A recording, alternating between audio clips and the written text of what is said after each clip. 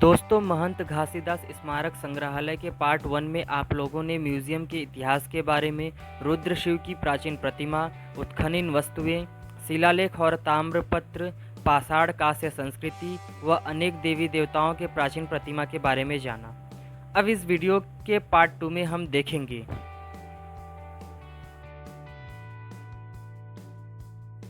दोस्तों, इस म्यूज़ियम में 2 फ्लोर हैं। वीडियो के पार्ट 1 में आप लोगों ने जो देखा वो सब ग्राउंड फ्लोर में संग्रहित किया गया है। अब हम फर्स्ट फ्लोर पे जा रहे हैं। जब आप फर्स्ट फ्लोर पे जाएंगे तब कुछ इस तरीके से दृश्य दिखाई देगा। इस म्यूज़ियम में वृद्ध एवं दिव्यांग व्यक्तियों के लिए लिफ्ट की भी व्यवस्था की गई है। इस म्यूज़ियम में विभिन्न प्रजातियों के सरीसृपों, स्तनपायी जंतुओं और पक्षियों के स्टैचू को रखा गया है। इस विभाग में लगभग 100 से अधिक प्रजातियों का संग्रह किया गया है, जिसमें सामान्य पक्षी जैसे कौवा, तोता, उल्लू, कबूतर, मुर्गा, इसके अलावा विलुप्त हो रहे पक्षी जैसे गिद्ध, मोर तथा बया एवं जानवरों के संग्रह जैसे तेंदुआ, चीता, भालू, जंगली सूअर, सियार, जंगली बिल्ली इत्यादि रखा गया है और अजगर भी प्रदर्शित किया गया है। म्यूजियम में छत्तीसगढ़ के विभिन्न क्षेत्रों से लाकर संग्रहित कई प्रकार के हथियार जैसे धनुष, बाण, फरसा, तलवार, ढाल और बंदूक का अवलोकन किया गया है। बांस और अन्य सामग्री से निर्मित विभिन्न प्रकार के धनुष और बाण इस म्यूजियम में रखा गया है। अभी तक जो मैंने आपको दृश्य दिखाया ये म्यूज़ियम का फर्स्ट फ्लोर था। अब हम जा रहे हैं सेकंड फ्लोर पे और म्यूज़ियम के आगे का दृश्य देखेंगे, जो म्यूज़ियम में और भी चीज़ें रखा गया है और म्यूज़ियम को बहुत ही सुंदर बना रहा है। जब आप म्यूज़ियम के सेकंड फ्लोर में जाएंगे उनका चित्रकला कुछ आपको दिखेगा। ये राधा कृष्ण का चित्र है जो कि एक पेंटिंग के माध्यम से दर्शाया गया है।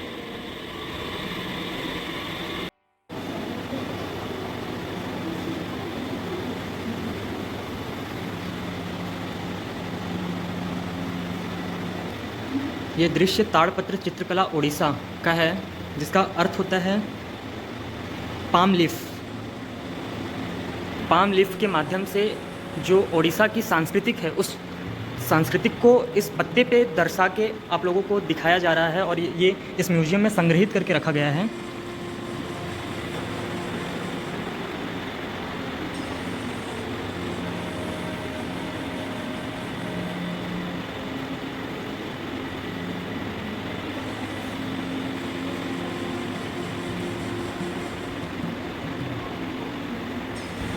ये अजगर का अस्थि पंजर है।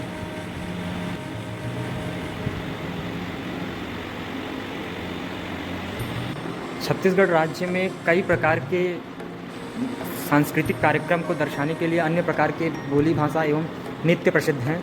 जैसे कि यहाँ इस चित्रकला या मूर्ति के माध्यम से आप कह सकते हैं कर्मा नृत्य का प्रदर्शन किया जा रहा है, जो छत्तीसगढ़ राज्य की संस्कृति के बारे में बताया जा रहा है। फिर हम आगे बढ़ते हैं और आगे हमें ये देखने को मिलता है, ये गौरा गौरी नृत्य है।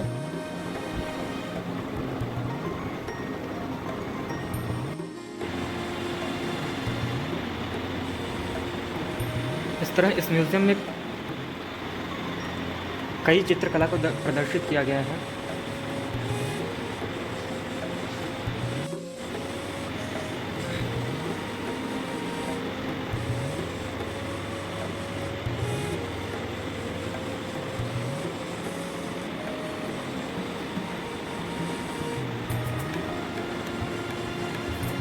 जब हम सेकंड फ्लोर के अंदर सेकंड रूम में जब एंट्री करेंगे तब हमें यह आदिवासी कला दीर्घा दिखेगा, जिसका अर्थ होता है आदिवासी काल के समय जो आदिवासी का रहन सहन एवं खान पान उनका था, तब का यहाँ दृश्य शो किया गया है। इस म्यूज़ियम में बहुत ही मज़ा आ रहा है कि इस म्यूज़ियम में छत्तीसगढ़ की जो ऐतिहासिक चीज़ें हैं, जो हिस्ट्री है, उसके बारे में जानने को मिल रहा है और बहुत सी चीज़ें समझने को मिल रहा है। एक एजुकेशन पर्पज़ के माध्यम से भी इस म्यूज़ियम में लोग आ सकते हैं और छत्तीसगढ़ राज्य के बारे में जान सकते हैं, यहाँ का रहन सहन, यहाँ का खान पान क्या था एक समय में, और जो एक्चुअलिटी है वो चीज़ें इस म्यूज़ियम में आने के बाद पता चलेगा कि छत्तीसगढ़ राज्य में और भी क्या चीज़ें था।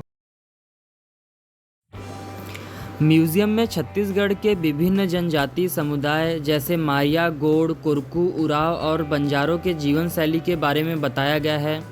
साथ ही साथ वस्त्राभूषण, पात्र और वाद्य यंत्रों के अतिरिक्त उनके दैनिक जीवन में उपयोग में आने वाली कई वस्तुओं का प्रदर्शन इस म्यूज़ियम में किया गया है। इसके साथ ही जनजाति वन्यग्राम परिवेश और उनकी दिनचर्या को प्रदर्शित करने के साथ साथ उनके पारंपरिक सामग्री का भी उपयोग करके उनके आवास और क्रियाकलापों की रचना को म्यूज़ियम में प्रदर्शित किया गया है। विभिन्न जनजातियों के वाद्य यंत्र, नित्य परिधान, शिकार के साधन, धनुष बाण, पारंपरिक आभूषण जैसे ककुनी, हसूली, बिछिया, ऐठी, सूता और परिधान साड़ी, चोली। इसके अतिरिक्त मारिया जनजाति के उपयोग में आने वाली कई वस्तुएं जैसे वृक्ष के पत्ते से निर्मित रेनकोट, छाल से बना अधोवस्त्र, सुराही, तुला, घास और बीज का माला, पत्तों की टोकरी, काष्ठ निर्मित कंघे और बालों में लगाने का पिन आदि इस म्यूज़ियम के आकर्षण केंद्र बिंदु हैं। सिरपुर के धातु शिल्पियों के अद्वितीय कलाकृतियाँ भी इस संग्रहालय के आरक्षित संचय की शोभा बढ़ाती हैं। ये धातु प्रतिमाएं 7वीं सदी से लेकर 11वीं सदी के मध्य दक्षिण कौशल की धातु शिल्प के सबसे उच्च श्रेणी के उदाहरण माने जाते हैं। इनका निर्माण धातु को पिघलाकर सांचे में डालकर किया गया था, इसलिए ये दूसरी तरफ से रिक्त दिखाई देते हैं। कुछ मूर्तियां स्वर्ण मंडित हैं, जबकि कुछ मूर्तियों के आँखों में चांदी और ओठों में तांबे का लेपन मिलता है। वास्तविक रूपों को दिखाने के लिए, बालों को प्रदर्शित करने के लिए कृष्ण वर्णी तंतुओं का उपयोग किया गया है। इसी तरह आभूषणों के संयोजन में विविध रत्न और बेशकीमती पत्थर के नग जड़े गए हैं। इस संग्रहालय में सर्वोत्तम धातु प्रतिमा बोधिसत्व मंजूश्री क्षेत्रीय कला के उत्कृष्ट कृति है, जो कई देशों में प्रदर्शित की जा चुकी है। दोस्तों, म्यूज़ियम का लगभग ट्रिप ख़त्म हो गया है।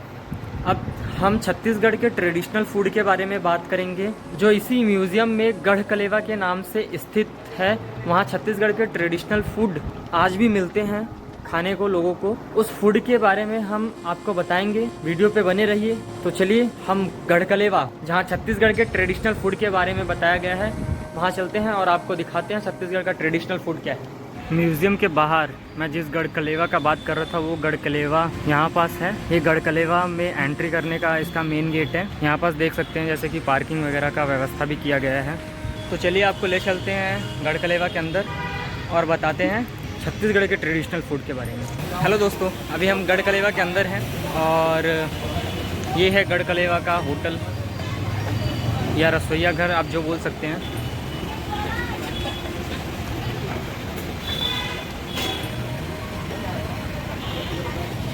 छत्तीसगढ़ के जिस ट्रेडिशनल फूड के बारे में बात कर रहा था, उस फूड का चार्ट मेन्यू मेरे सामने है, मैं आप लोगों को दिखा रहा हूँ। इस मेन्यू में बहुत सारे ऑप्शन हैं, इसलिए गढ़कलेवा के ट्रेडिशनल फूड के बारे में जैसा कि आप लोगों को बताया, तो मैंने उसमें से एक फूड भी ऑर्डर कर दिया है, जिसे चीला बोलते हैं। दोस्तों, ये हमारा ऑर्डर है जो हमने ऑर्डर किया था, इसे चीला बोलते हैं और ये छाछ है। खाना खाऊं?